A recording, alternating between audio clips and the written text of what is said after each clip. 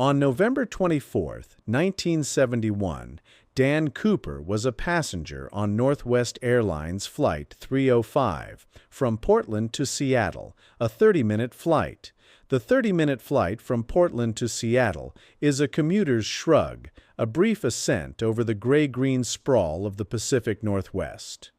But on November 24, 1971, Thanksgiving Eve, that short hop became a wormhole in American history, swallowing a man whole and leaving behind only a ghost, a pseudonym, and a constellation of fractured lives. The man who called himself Dan Cooper, forever misremembered as DB due to a reporter's error, was not the only one who vanished that night.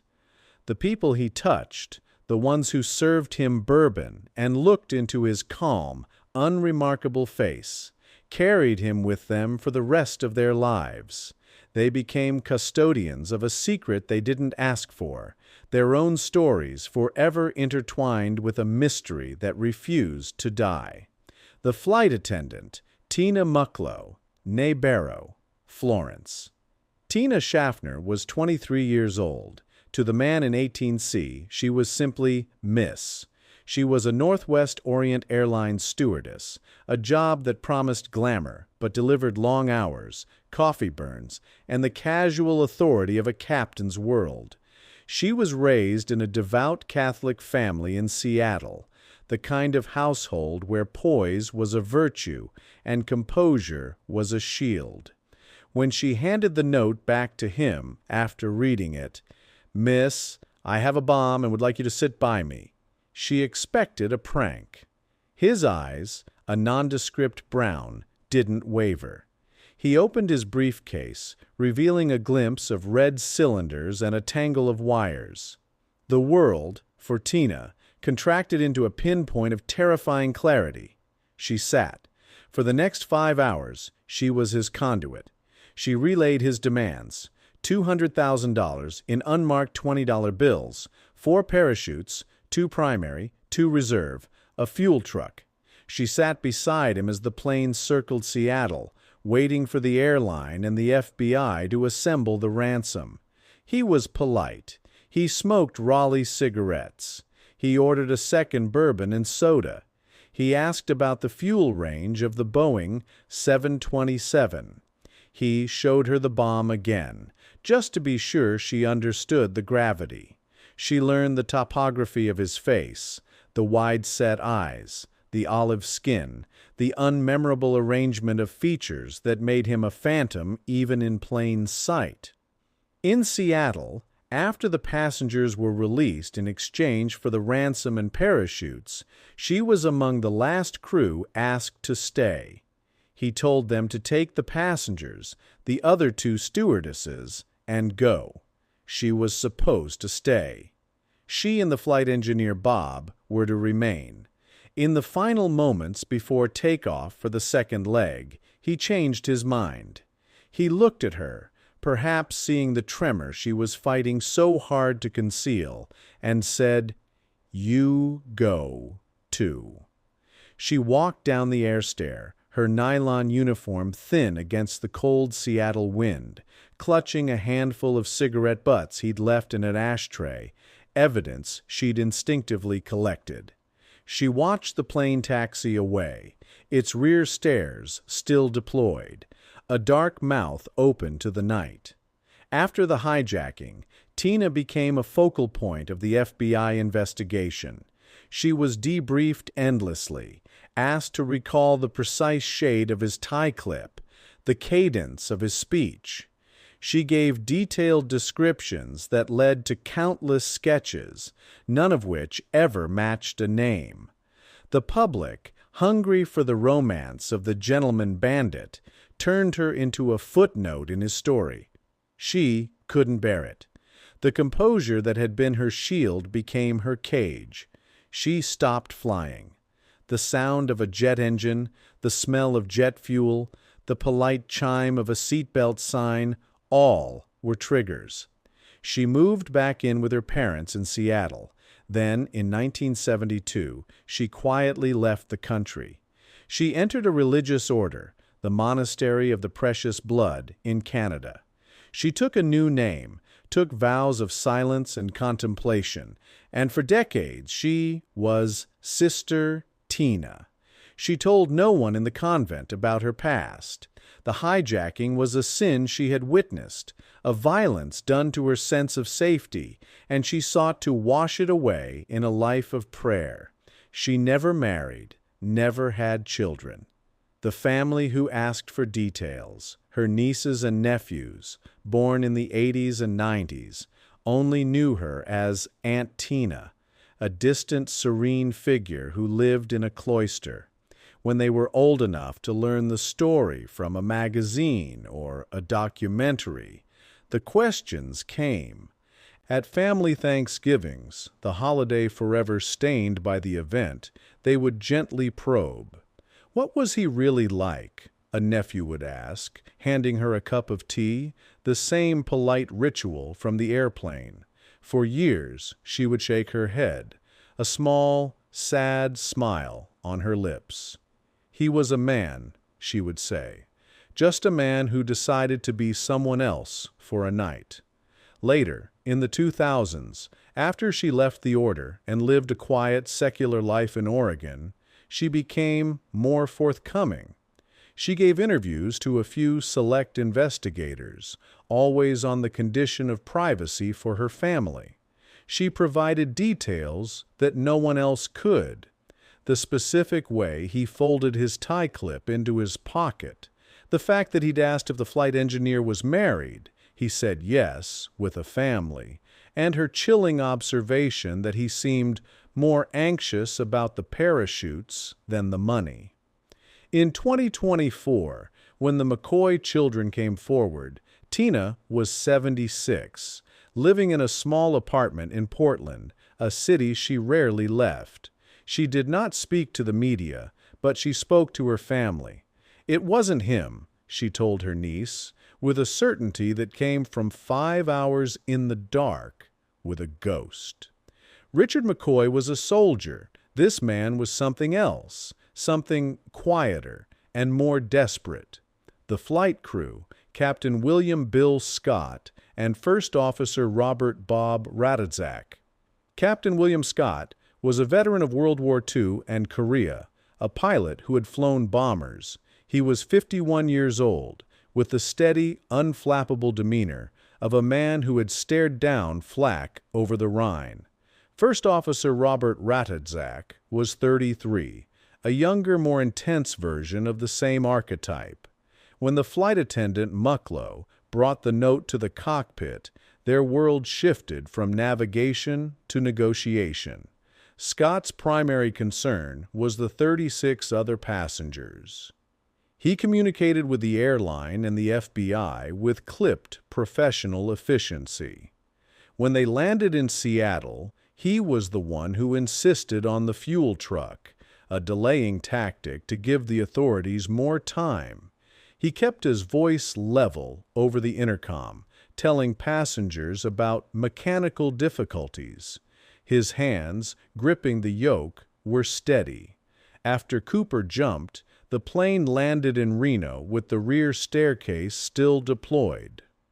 Scott and Ratazak were immediately sequestered by the FBI. They were heroes in a narrow sense.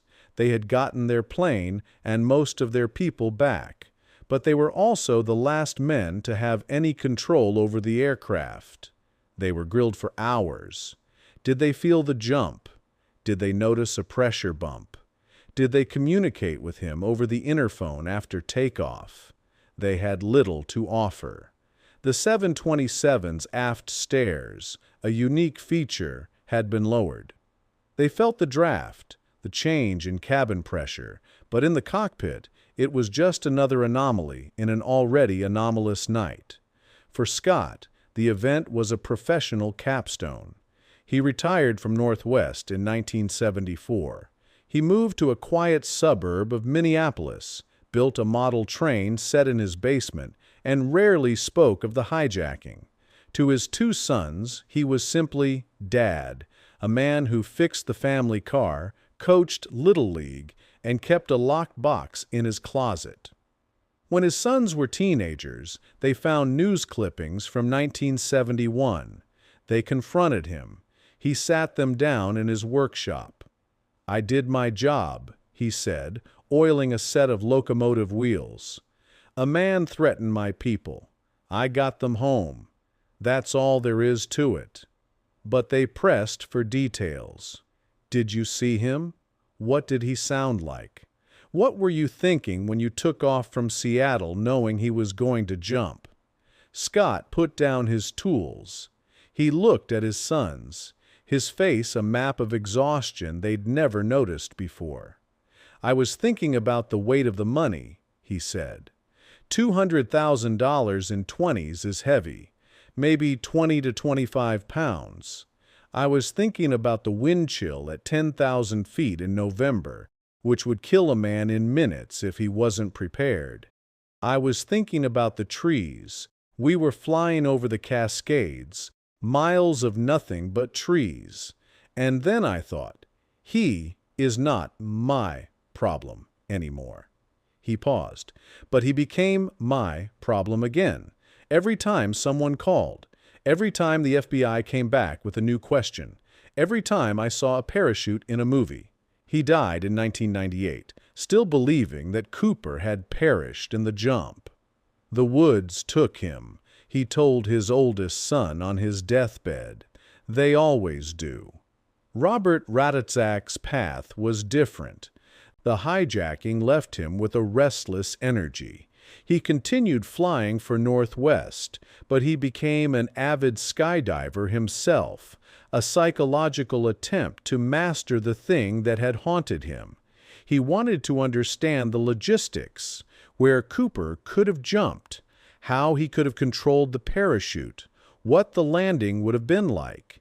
He married a woman named Diane in 1974, and they had 3 daughters. He was a devoted father, but the hijacking was a third rail in the family. At dinner, if it came on the news or a documentary aired, he would silently get up and leave the room.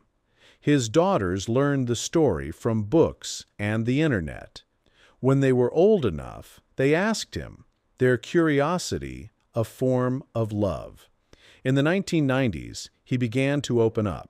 He would sketch the 727's instrument panel for them, explaining how he and Scott had to keep the plane steady at precisely 170 knots, too fast for a safe jump, too slow to risk a stall, to give Cooper his best chance. He was bitter about the FBI's handling, the way they'd assumed Cooper was a mastermind. He was a guy with a bomb he probably made from model airplane fuses and road flares, he told his daughters. He was a guy who asked for the wrong kind of parachutes, dummy reserves that were sewn shut. He was a guy who jumped into a storm over terrain so rough they didn't even find a single $20 bill for 9 years. He wasn't a genius. He was a gambler who lost. In 2016, when the FBI closed the case, Ratatzak, then 78, felt a strange sense of closure. "They finally admitted what we knew all along," he said in a rare interview. "We were never going to find him. He's either dust in the woods or a story 100 people have told to 100 bartenders." He was one of the last living crew members, a living link to the flight deck of Flight 305. When the McCoy siblings came forward in 2024, Ratatzak, then 86 and in declining health, issued a brief statement through his daughter. "The man I saw through the cockpit door was not Richard McCoy. I don't know who he was, but I know who he wasn't." The ghost and the family, the McCoys of Utah. For over 50 years, Richard Floyd McCoy Jr. was a popular suspect. He was a decorated Green Beret veteran of Vietnam, a paratrooper with over 30 jumps, a part-time sheriff's deputy, and a law student at the University of Utah. He was also, in April 1972, 5 months after the Cooper hijacking, the perpetrator of a nearly identical crime. United Airlines Flight 855 from Denver to Los Angeles. He demanded $500,000, wore a dark suit and sunglasses, carried a fake bomb in a briefcase, and parachuted from the rear stairs of a 727 over Provo, Utah. He was caught a few days later, convicted, and sentenced to 45 years in federal prison. He died in 1974 at the age of 32 during a violent escape attempt from Lewisburg Penitentiary, shot by an FBI agent. His family, his wife, Karen, and their two young children, Richard III, known as Rick, and little Shantae, lived in the shadow of his crimes. Karen, who had driven the getaway car for the Utah hijacking, served a short sentence. She raised the children in a state of denial and silence, moving frequently, changing names, and instructing them never to speak of their father's past. Rick McCoy III grew up with a void. He had vague memories of his father, a strong, charismatic man who taught him to ride a bike, a man who was there and then gone. He was told his father was a soldier who got into trouble. The truth emerged piecemeal, through whispered conversations, through old news footage he found in a library as a teenager, through the stares of neighbors who knew the family history. He grew up angry and determined, earning a law degree, the same path his father had been on, and building a life as a respected judge in South Carolina. He never spoke publicly about his father, but he thought about him constantly. He collected files, read every book on the Cooper case, and examined the grainy FBI sketches next to photographs of his father. His sister, Shantae, now a teacher in Utah, lived differently. She was haunted by the glamorization of her father as a folk hero. He wasn't a hero, she would later say.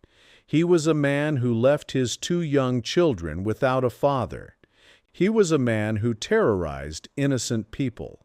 She married, had children, and told her own kids only that their grandfather was a man who made terrible choices. In 2024, after decades of private investigation and after the FBI's case was closed, the siblings decided to come forward. They had amassed what they considered compelling evidence: a DNA sample from a stamp on a letter their father had sent, which they argued should be compared to the tie, and cigarette butts from the Cooper plane. Their father's known skills as a parachutist, and his proximity to the Pacific Northwest, and the uncanny similarities between the two hijackings. At a press conference in Provo, flanked by their families, they laid out their case.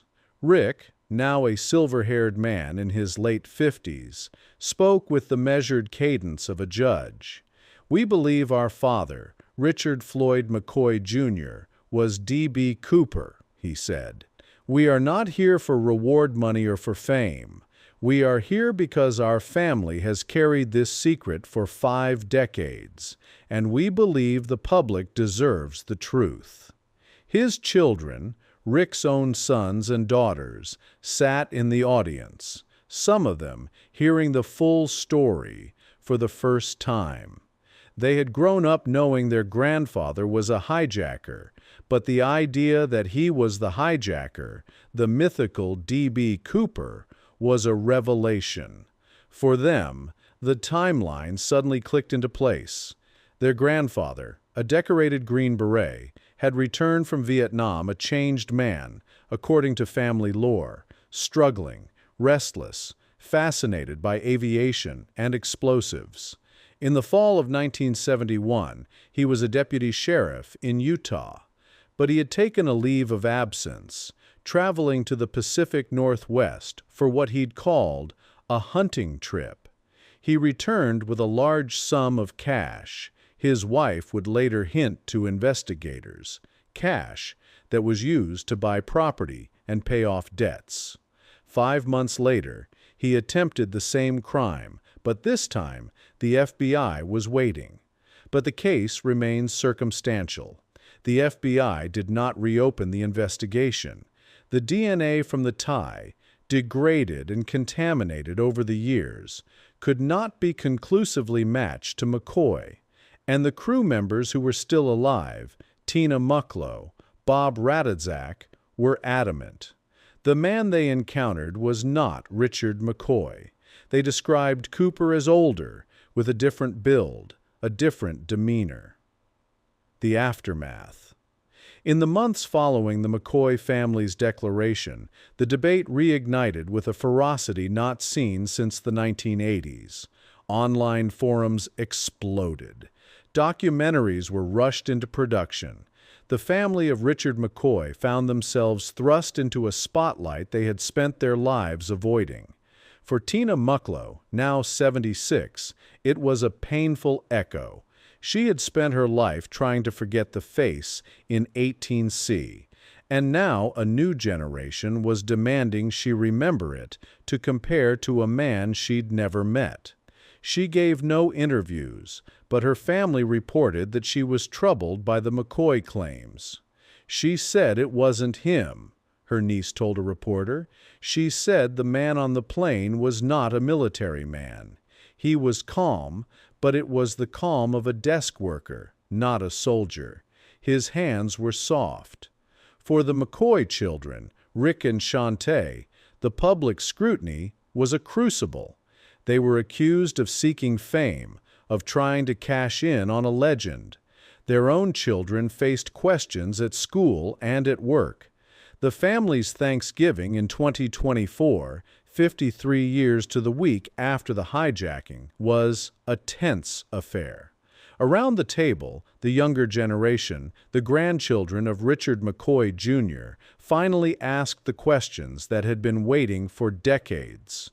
"Did he really do it?" asked Rick's oldest son, a college student. Rick looked at his sister, then at the family gathered around the table, the family that existed because of the choices his father made. He thought of his father's hands, which he remembered as strong, not soft. He thought of the man who had taught him to ride a bike, the man who had gone on a hunting trip in November 1971 and come back with a strange, secretive smile and a stack of cash. "I believe he did," Rick said finally, his voice low. "I've spent my life trying to reconcile the father I knew with the man who did those things. I've come to believe they were the same man, a man who was brilliant and broken, a man who thought he could outsmart the world. And for one night, maybe he did." Outside, the Oregon rain fell on the Columbia River, where in 1980 a boy had found a few rotting packets of $20 bills, the only physical evidence that D.B. Cooper had ever existed. The money was a message from the woods, a clue that answered nothing. The man, whoever he was, had vanished into the darkness between Portland and Reno, leaving behind only a pseudonym, a myth, and a collection of families forever bound by the mystery of a man who jumped from a plane and became an American ghost.